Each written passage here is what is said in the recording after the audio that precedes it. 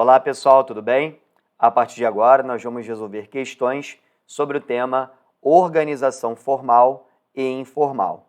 Questão número 1, o enunciado diz o seguinte: quando um chefe emite uma ordem a um subordinado, ele está praticando seu direito legal de influenciar o comportamento de seus subordinados através e aí você tem as alternativas. Primeira questão, poder legal de atribuir ordens a seus subordinados, com certeza é a autoridade. Primeira questão, gabarito letra C, até porque quando um chefe ocupa uma posição hierárquica e uma figura de uma autoridade formal dentro de uma estrutura formal da empresa, ele consegue dar ordens, ele tem esse direito, que é um poder legítimo em razão da posição que ele ocupa, ordenando para que as tarefas sejam cumpridas pelos seus subordinados. Não confunda autoridade com responsabilidade, porque autoridade é poder de dar ordens. Responsabilidade cabe ao subordinado de colocar em prática as ordens dadas, sendo rigorosamente obedecidas, tá? Portanto, primeira questão, o nosso gabarito é a letra C. Trata-se da autoridade, essa primeira questão. E agora nós vamos para a próxima questão, que é a questão número 2. Questão 2, o enunciado diz o seguinte: as organizações realizam um conjunto amplo de tarefas e atividades. Um dos mais importantes princípios administrativos defende a relação entre realização de forma eficiente e tarefas divididas em atividades pequenas e simples. Trata-se do princípio e aí nós temos as alternativas. Vamos lá. Ao todo existem 4 princípios básicos da organização formal: divisão do trabalho, especialização, hierarquia e amplitude administrativa. Esses princípios também estão previstos na abordagem neoclássica da administração. A partir do momento em que você tem um princípio inicial que pega o todo e decompõe em tarefas menores, estamos falando da divisão do trabalho. A divisão do trabalho, ela tem como decorrência a especialização. Não adianta nada o trabalho ser dividido se eu deixo de contar com pessoas que realizam aquele trabalho de forma eficiente. Porque para se alcançar a eficiência na relação das tarefas, é necessário contar com especialistas, com pessoas que saibam executar aquelas tarefas, mesmo que sejam tarefas pequenas e tarefas simples. Então, estamos falando da especialização como princípio. Questão número 2, o nosso gabarito é a letra A. Próxima e última questão, questão número 3. Sobre a organização formal e informal, analise as assertivas abaixo. E no final, ele pede o que é correto a gente afirmar. Primeira afirmação: a organização informal tem um caráter essencialmente lógico. A informal não. A formal tem todo um processo lógico de construção que vai desde o nível global, né? Quando a gente envolve desenhos organizacionais, que significa a organização enquanto função administrativa para saber de que maneira que a empresa vai se estruturar globalmente, né?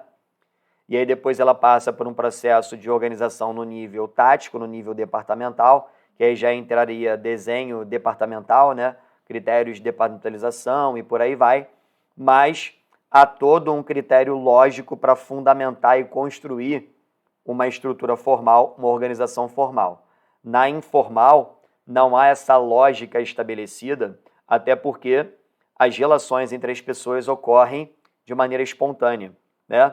As pessoas elas interagem umas com as outras dentro do ambiente organizacional, criando assim vínculos, criando assim os grupos informais, tá? Então a primeira afirmação, ela está errada. Vamos para a segunda afirmação. A organização formal e a informal não estão separadas, pelo contrário. Interpenetram-se e influenciam-se reciprocamente. Isso faz sentido, tá? Por quê? porque a existência de uma depende da existência da outra. Só existe organização informal porque existe a organização formal, tá? Só existe interação entre as pessoas porque a estrutura organizacional é montada também a partir de recursos humanos, através de pessoas, de funcionários, que não tem como evitar o relacionamento entre eles, porque eles vão se relacionar dentro do ambiente de trabalho. Mesmo que o assunto seja trabalho, eles vão acabar se relacionando. O indivíduo vai buscar a integração, a aceitação, ou seja, a questão número 2, a segunda afirmação, ela está correta, tá? Terceira afirmação. A organização informal concretiza-se no uso e costumes, nas tradições, nos ideais e também nas normas sociais, com certeza, tá? Gabarito aqui certo, até porque cada grupo informal dentro da organização possui sua liderança, possui suas formas de punição, né, de sanção social e também as suas normas sociais que precisam ser seguidas pelos demais membros. E quando não são, as pessoas são punidas de alguma forma, né? Uma das punições que a gente consegue perceber é a não mais aceitação ou integração ao grupo, pelo contrário, o desprezo, né? O afastamento dessa pessoa, fazendo com que ela também acabe sentindo os reflexos em razão dessas decisões de grupos informais, tá? Então, número 3, certo. E agora nós vamos para a quarta afirmação. Existem processos sociais relacionados com a realização do objetivo da empresa e que culminam na organização formal. Com certeza, são os grupos informais, né? Até porque, quando a gente fala de organização informal, a gente fala do trabalho e da relação entre as pessoas dentro do ambiente organizacional, dentro de uma organização formal. E é necessário que esses grupos informais, mesmo que tenham suas próprias normas sociais, estejam engajados à realização do objetivo da empresa.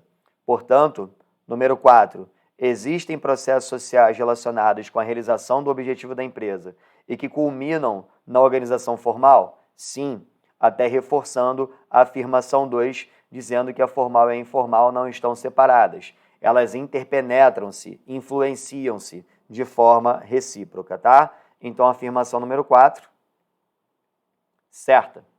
Número 5. O comportamento dos indivíduos deve ser analisado, levando-se em consideração apenas a organização formal. Está errado. Levando-se em consideração a organização informal. Até porque o indivíduo, ele se relaciona com outros indivíduos. Existem as lideranças nesses grupos informais. E isso precisa ser analisado e avaliado também. Então, a questão número 5, a afirmação 5 está errada. E a afirmação 6, a organização formal é conduzida pelas práticas estabelecidas pela empresa, com certeza, porque a informal são práticas estabelecidas pelos grupos informais em si. Então, número 6, certa, portanto, são corretas a 2, a 3, a 4 e a 6. 2, 3, 4 e 6, gabarito letra B. Beleza? Espero que você tenha gostado desse conteúdo. Muito obrigado pela sua participação. Bons estudos e até a próxima.